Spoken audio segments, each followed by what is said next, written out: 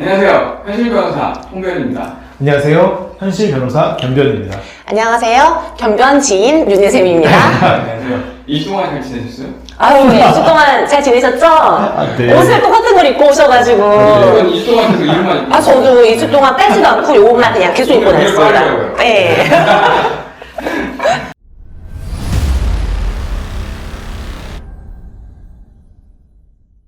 네.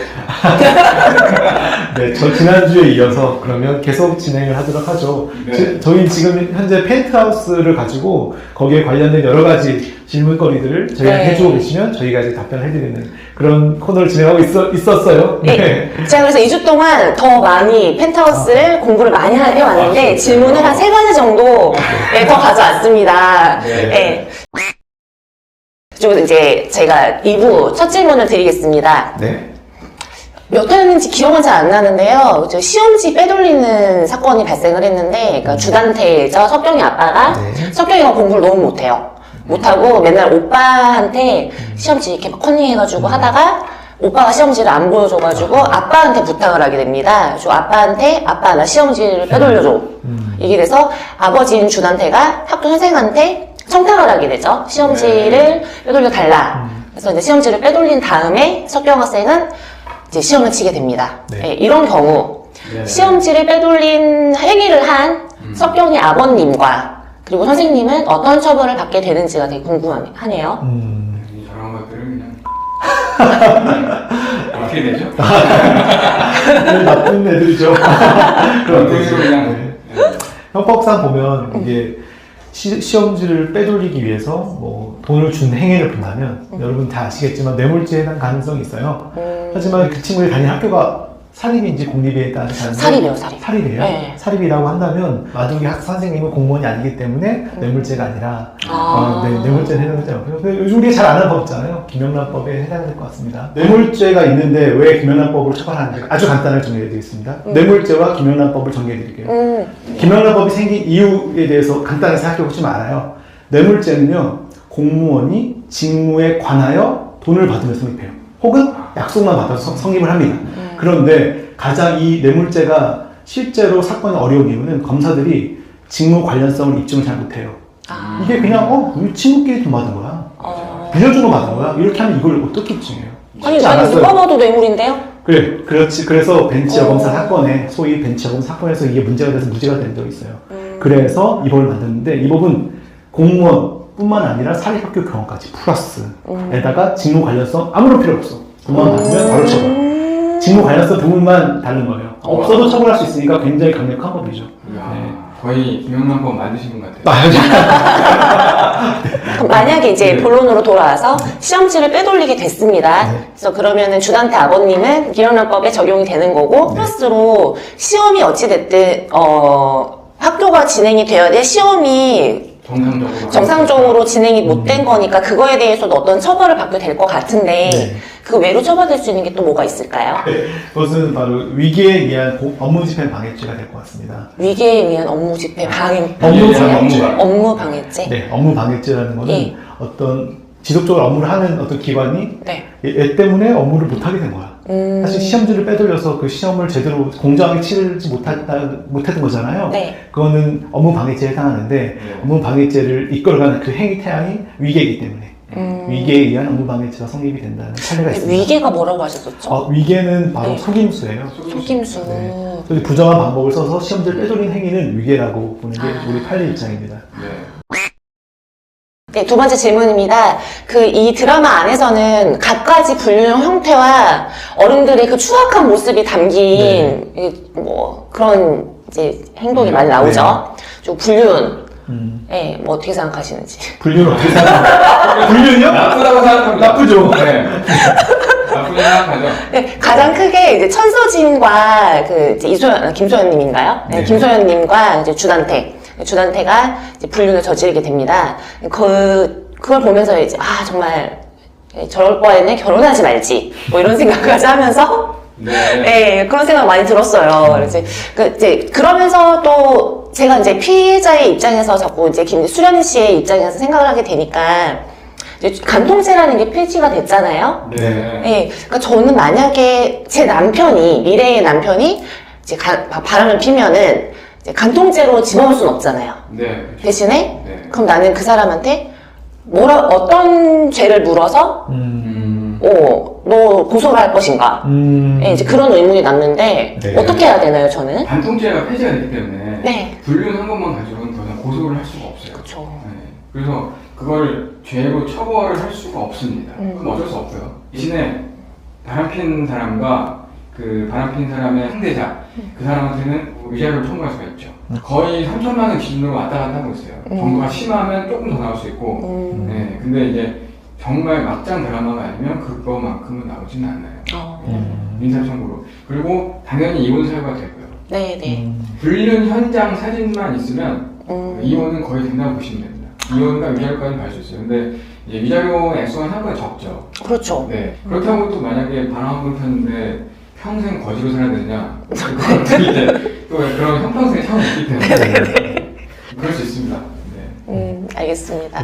만약에 네. 제가 그러니까 이혼을 만약에 해야 하는데 아기가 있어요. 그러니까 아이가 있는 거죠. 네. 양육권을 가져오고 싶어요. 네. 네, 그렇게 되면은 그럼 양육비도 제가 청구를 할 수 있게 되는 양육비 거잖아요. 청구할 수 있죠. 양육비는 이제 그 네. 가정법원에서 만든 양육비 산정표가 있어요. 부부합산 소득에 따라서 아이 네네. 나이에 따라서 기준을 만들어 놨거든요. 그래서 대충 그거대로 나오는데 실제로 자기 소득을 많이 축소한단 말이에요. 축소를 하죠. 네. 그 얘기를 할 때. 네. 그러니까 그게 딱 적용되기 어렵습니다. 그리고 양육비라는 게 정하는 것도 중요한데 실제로 받는 것도 중요하거든요. 네. 만약에 양육비를 그냥 너 1,000만 원, 매달 1,000만 원씩 내놔라고 하면 실제 줄 수 있는 사람이 많이 없어요. 그렇죠. 그러다 보니까 현실적으로 줄 수 있는 금액으로 낮춰줍니다. 근데 나쁜 사람들은 그것도 주지 않죠. 네. 하지만 양육비 문제는 굉장히 또 민감한 분야가 있고요. 그거를 이행을 시키기 위해서도 많은 그 규정들이 있지만 실제로 잘 지켜지지 않는 실정입니다. 말씀 감사합니다. 네. 감사합니다. 이제 마지막 질문 드릴게요. 그리고 천서진님이 거의 중후반 정도 됐을 때, 천서진이 아버지인 그 재단 이사장님을 네. 이제 계단에서 실랑이를 하다가 아버님이 뒷목 잡고 쓰러지십니다. 네.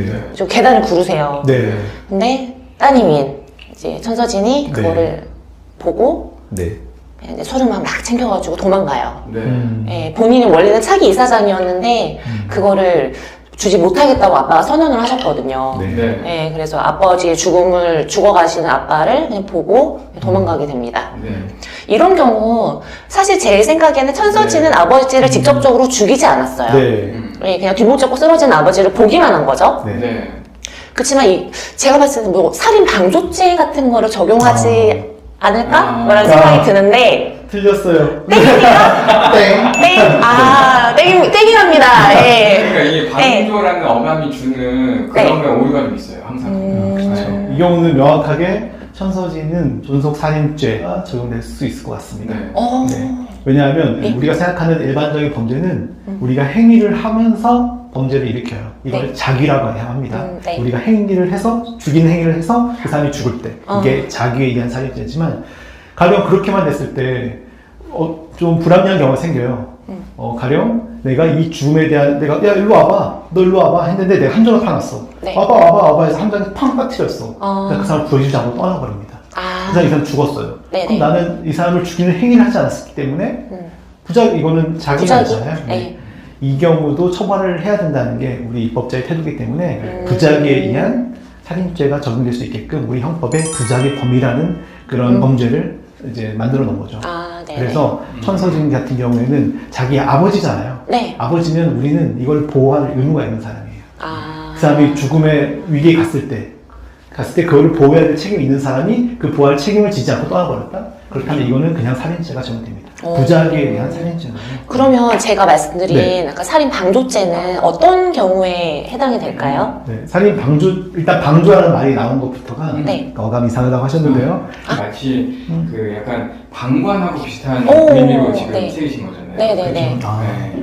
그런 거 아닙니다. 아. 좀 전문적인 말씀을 제가 10초 드리자면 예, 예. 모든 범죄는 정범이 존재해야 됩니다. 정범이 존재해야 공범이 있는 거예요. 아, 그렇지. 정범이 없는데 공범이 있을 수 없잖아요. 강도죄는 공범이에요.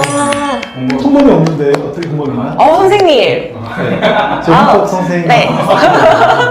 맞아요. 사실 이게 포인트고. 네. 네네네. 그 방조라는 게 우리가 이제 방관한다는 그런 어감이 있어가지고. 네네. 그래서 약간 많이 착각을 하는데 그 네. 의미는 아니에요. 아, 그러네요. 네.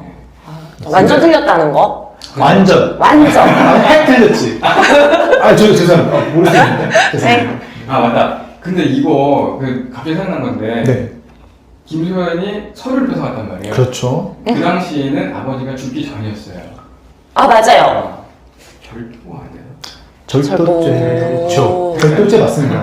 살아있을 때. 쪼잔하게 보면 사건을 되게 쪼잔하게 보면 그거 뺏어갔기 때문에 절도될 수 있어요. 네. 아, 역시 이렇게 일반인과 보는 시야가 다르십니다. PX 벌써 시작한다고 하잖아요. 네. 보실 거예요? 아, 아, 저는 사실 제 스타일이 너무 아니라서. 저는 사실 제 스타일 아니었는데 보다 보니 역시 막장은 사람들이 왜 많이 보는지 알겠더라고요. 그러니까 괴로워서 보는 건 아니잖아요, 우리가. 아유, 보다 보면요 이렇게 흥미진진할 수 없다니까요. 그게 참. 네. 저는 꼭 볼 겁니다. 아유, 저도. 그러면 네. 지금 뭐 펜트하우스 보면서 여러 가지 궁금한 사항이 많을 텐데요. 그런 궁금한 사항이 있으시면 저희 뭐 댓글을 달아주시거나 아니면 연락을 주시거나요. 드라마에 궁금한 거 말고 드라마에서 만약에 법으로 연결된다면 어떤 게 좀 궁금한 게 있으면 누가 죽었나 이런 거부터 안 돼. 그럼 댓글 남겨주시면 저희가 뭐 다음 영상이라든지 거기다 답변을 드릴게요. 아무렇게나 죽었습니다. 스포 안 됩니다. 네.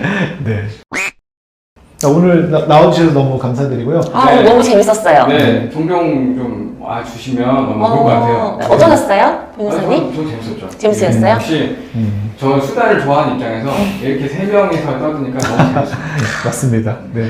저는 사실 되게 많이 힘들었거든요. 아, 네. 코로나 때문에 맨날 집에만 갇혀 있다가 회사 네. 출근만 했다가 그 생활만 반복하다가 오늘 이렇게 밖에 나와서 그 촬영이라는 명목으로 이렇게 입을 터니까 굉장히 좋습니다. 네. 맞습니다. 사셨군요. 이거 오늘 너무 즐거운 시간이었고요. 네. 저희 이걸 인사하면서 저희 네. 마무리하도록 하죠. 네. 네. 우리가 정한 인사가 있어요. 인사가 정한 게 없지만 지금 한번 전해볼까? 그냥 감사합니다. 네, 다음 영상에서 찾아뵙겠습니다. 안녕. 안녕.